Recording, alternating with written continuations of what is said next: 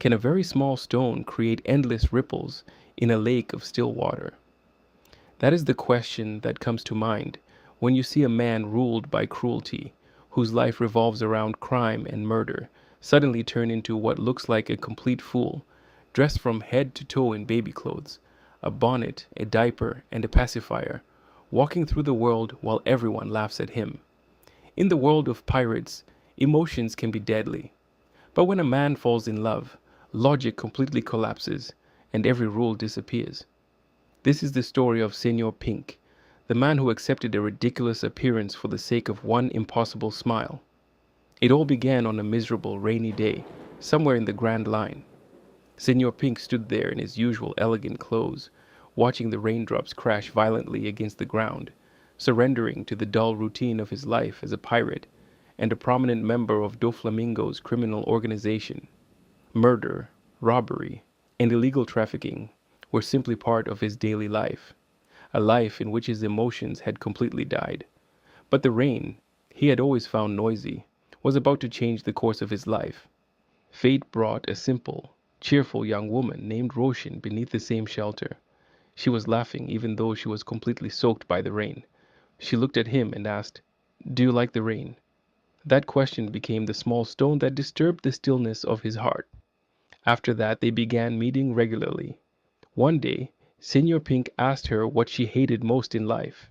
She answered firmly that she hated pirates more than anything. And that was when the first lie, the lie that would change everything, was born. When she asked him what he did for a living, he lied out of love and fear of losing her.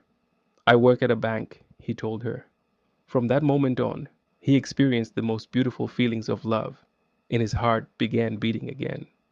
Their love eventually led to marriage, and wedding bells rang as Russian became a peaceful oasis in the middle of the barren desert that was his life.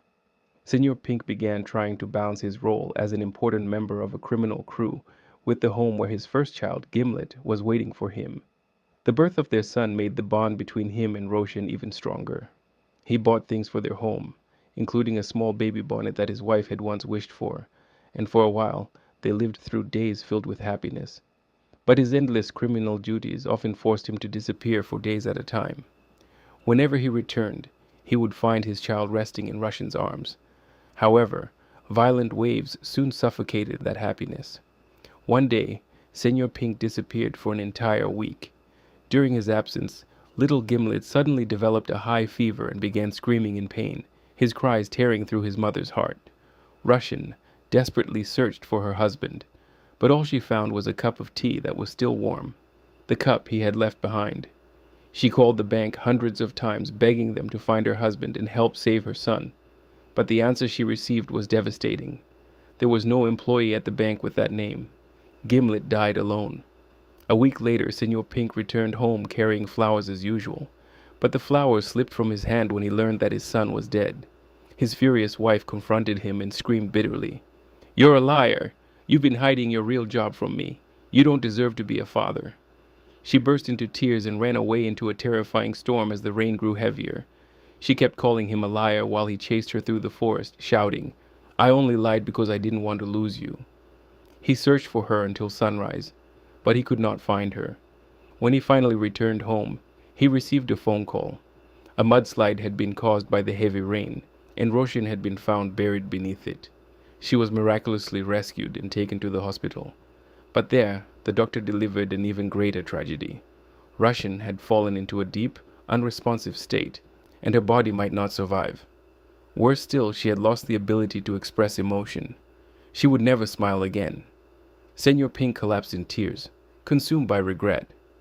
"If you had never met a man like me, you would never have ended up like this." The days passed, and the nurses began whispering about the loyal man who visited his bedridden wife every single day without growing tired. He always brought flowers. He sat beside her and spoke to her, hoping for a miracle that would bring her smile back. One day, on his way to the hospital, he saw a baby bonnet that looked like the one his late son had worn. He put it on in front of Russian and began acting like a fool, hoping the memory might awaken something inside her. His soul cried out, begging her to smile. When he finally accepted that it had failed and reached up to remove the bonnet, a miracle happened. He saw a faint smile appear on Roshin's face. He could not believe his eyes. From that day on, people began seeing a man walking through the hospital while carrying flowers and wearing full baby clothes. He wore a bonnet, a diaper, and a pacifier, all for the sake of seeing that smile again. He endured the mocking stares, the laughter, the accusations of madness, and even the ridicule of his fellow pirates. Because when a man truly falls in love, logic disappears completely from his life. Senor Pink remained loyal to that ridiculous appearance, so he could protect Russian's smile until the day she passed away. Even after her death, he continued wearing those clothes.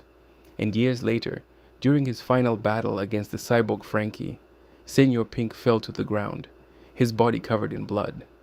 He looked up at the rainy sky and remembered his wife and son. Then, in a sorrowful farewell, he wondered, "If my soul leaves this world now, will I finally meet you both again? Will I be able to go to the same place where you are?"